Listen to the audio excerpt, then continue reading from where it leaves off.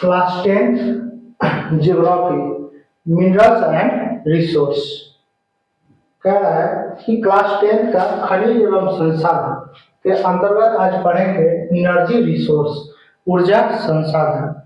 कहता है कि किसी भी प्रकार की एक्टिविटी को करने के लिए हमें एनर्जी की आवश्यकता पड़ता है। यदि कोई ह्यूमन एक्टिविटी करे तो उसको एनर्जी चाहिए, कोई कार चलाना हो तो उसके लिए एनर्जी चाहिए, कोई बल्ब जलाना हो तो उसके लिए एनर्जी चाहिए।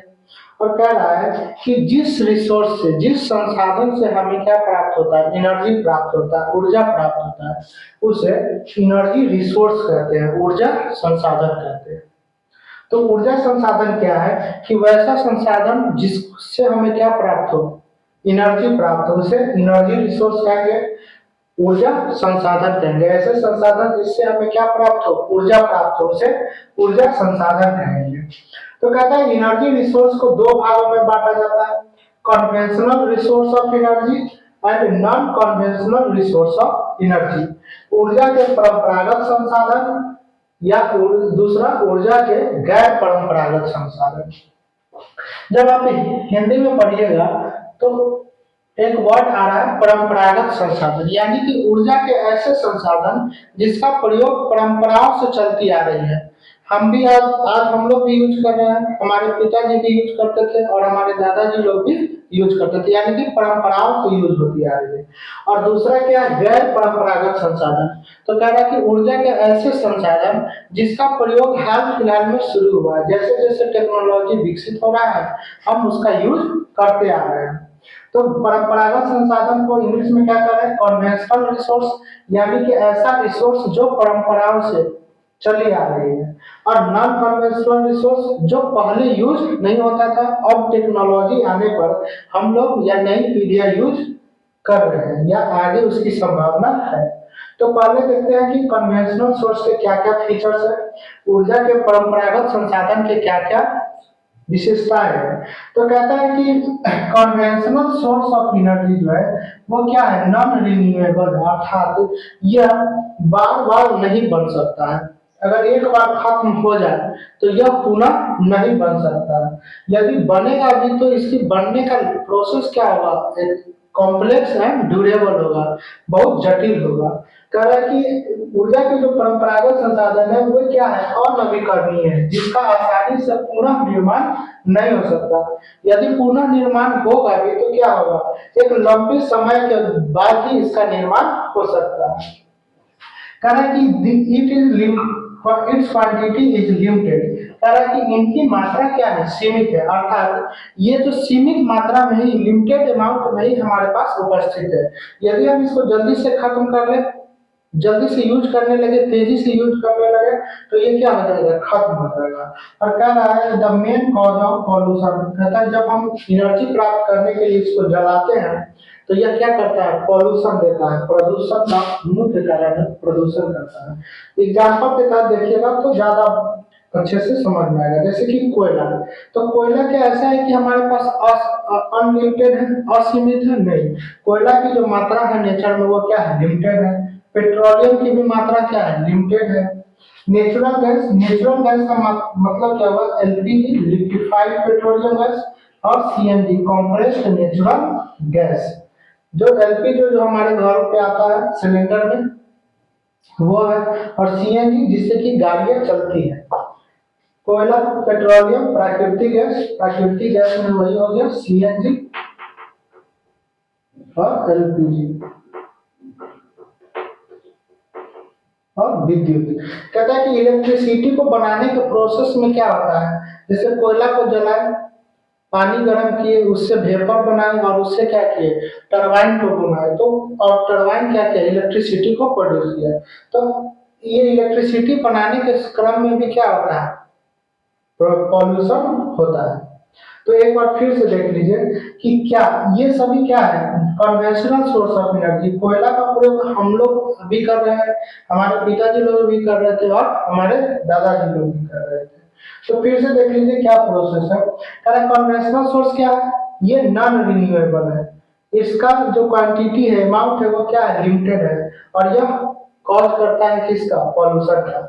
ऊर्जा के परंपरागत संसाधन वो क्या है, अनवीकरणीय है, और इसकी मात्रा क्या है, सीमित है, और ये प्रदूषण करते हैं। और ये क्या हो गया, एग्जाम्पल हो गया। कोयला, पेट्रोलियम, प्राकृतिक गैस और विद्युत। Coal, petroleum, natural gas and electricity. अब देखते हैं non conventional resource of energy, ऊर्जा के गैर परंपरागत संसाधन। तो कहता है ये गैर परंपरागत संसाधन, इसके क्या है, तो कह रहे हैं विशेषता है, तो ये है ना, ये रिन्यूएबल रिसोर्स, अर्थात ये बार बार बन सकते हैं, इनकी बनने की जो प्रोसेस है वो क्या है, फास्ट है। कह रहे हैं ये नवीकरणीय है, यानी कि यह पुनः बढ़ सकते हैं। कह रहे हैं इट्स क्वांटिटी इज लिमिटलेस, कहता है इसकी जो मात्रा है वो क्या है, असीमित है, ये लिमिटलेस है। कह it does not cause any pollution, कह रहे यह प्रदूषण नहीं करते हैं। आइए एग्जांपल से देखते हैं। इसके एग्जांपल हो गए एटॉमिक एनर्जी या न्यूक्लियर एनर्जी। कहता है एटॉमिक एनर्जी या न्यूक्लियर एनर्जी में क्या होता है, यूरेनियम या फिर थोरियम, यूरेनियम या थोरियम का प्रयोग करके उसके एटम को तोड़कर क्या करते हैं, एनर्जी प्राप्त करते हैं। आगे इस सब के बारे में डिटेल में पढ़ेंगे। सोलर एनर्जी, अगर हम सोलर एनर्जी को किस में बदल ले, सोलर लाइट में स्टोर कर ले बैटरी में और इससे लाइट जला, तो क्या लगता है सोलर एनर्जी हम स्टोर करेंगे तो ये खत्म हो जाएगा, नहीं, इसका ये क्या है, अनलिमिटेड है। कह रहा है कि ये रिन्यूएबल रिसोर्स है, और सोलर एनर्जी से अगर हम सोलर लाइट जलाए तो क्या किसी तरह का पोल्यूशन देगा, क्या नहीं देगा। तो यही बात ये भी कह रहा है कि ये क्या है, रिन्यूएबल है, लिमिटलेस है, और does not cause any pollution, नवीकरणीय है, मात्रा सीमित है, और वो प्रदूषण नहीं करते। तो ये सभी क्या हो गए, और नवीकरणीय संसाधन के कह रहे कि गैर परंपरागत संसाधन के एग्जाम्पल हो गए। इस सब को बारी बारी से हम लोग पढ़ेंगे। भूतापीय ऊर्जा, जियोथर्मल एनर्जी क्या होता है, तो पृथ्वी के अंदर जो हीट है उस ट्रैप हो गया, उसका प्रयोग करके हम लोग इलेक्ट्रिसिटी बना ले, एनर्जी प्राप्त कर ले। कहते हैं ज्वाली या टाइडल एनर्जी, कहता है समुद्रों में क्या होते रहते हैं, पानी का लहर आता रहता है, जो टाइड्स बनता है उसका प्रयोग करके अगर हम एनर्जी बिजली बना ले तो क्या होता है, टाइडल एनर्जी। बायोगैस, बायोगैस क्या होता है, जो पूरा कचरा है उसको सड़ा दे, है ना, और उससे जो मीथेन निकले उसका यूज कर ले हम लोग, तो ये बायोगैस कहलाएगा। विंड एनर्जी, पवन ऊर्जा, हवाओं का जो बहता है उसके काइनेटिक एनर्जी का प्रयोग कर ले तो wind energy. Solar energy, solar जो रेडिएशन आ रहा है उसका प्रयोग कर ले तो सोलर एनर्जी। और एटॉमिक एनर्जी, किसी भी न्यूक्लियस को तोड़कर या जोड़कर, किसी भी एलिमेंट के या एटम के न्यूक्लियस को तोड़कर या जोड़कर एनर्जी प्राप्त कर ले तो एटॉमिक एनर्जी या न्यूक्लियर एनर्जी कहलाएगा। तो उम्मीद है आपको याद हो गया होगा। अगर एग्जाम में मान लीजिए कि क्वेश्चन पूछ ले कि विच ऑफ द फॉलोइंग, कह रहा है कि विच is conventional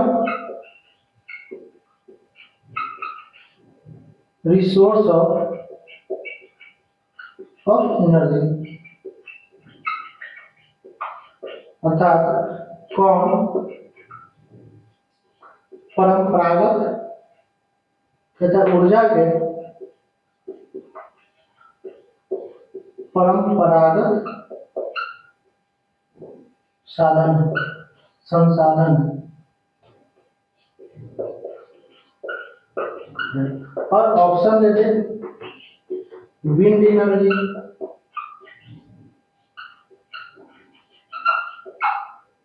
बी में दे दे बायोगैस, सी दे दे कोल, और डी दे दे टाइडल एनर्जी। तो पूछेगा कि इसमें से कौन कन्वेंशनल सोर्स है, तो कन्वेंशनल सोर्स को पहचानने का दो तरीका है। क्या हमारे से पहले के लोग यूज करते थे, दादाजी लोग, या फिर इसको जलाने से क्या पॉल्यूशन होगा। तो हम देखते हैं क्या विंड एनर्जी को जलाने से, विंड एनर्जी का प्रयोग करने से कोई पॉल्यूशन होगा, नहीं होगा। तो ये कन्वेंशनल सोर्स नहीं है। कहा कि बायोगैस, बायोगैस का यूज करने से होगा क्या, बायोगैस में क्या होता है कि ऑक्सीजन के एब्सेंस में हम सड़ाते गलाते हैं, जिससे किसी भी तरह का पॉइजनस गैस नहीं बनता है। तो बायोगैस भी कन्वेंशनल नहीं होगा। कहता टाइडल एनर्जी, अगर सी का जो टाइप्स आता है उसका यूज करके अगर हम इलेक्ट्रिसिटी बनाए तो क्या उसमें कोई पॉल्यूशन होगा, नहीं होगा। सबसे ज्यादा पॉल्यूशन क्या होगा, जब कोल को जलाएंगे तो कार्बन डाइऑक्साइड और कार्बन मोनोऑक्साइड निकलेगा। तो इसका मतलब है कि कोल क्या है, कन्वेंशनल सोर्स ऑफ एनर्जी है, ऊर्जा के परंपरागत संसाधन है। तो उम्मीद है आपको इतना याद हो गया होगा।